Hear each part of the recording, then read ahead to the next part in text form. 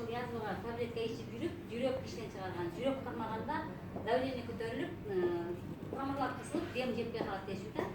Ошол ашказандан сон берсе дагы, и жүрөктөн сон берсе давление көтөрүлбөй калды.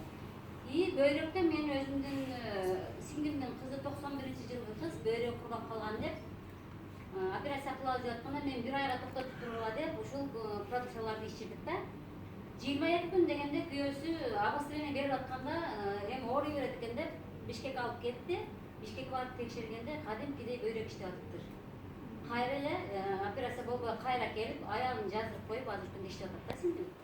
И боордон мен өзүм бир тууган абысынымдын келини 85-жылкы кыз былтыр ипардын таблеткасын ичип жүргөндө мен сунуштагам, укпай эле ошону иче бериштилер. Кийин качан келиндин боорун операция кылып жарымын кесип алып таштаганда анан келип иче баштадылар да.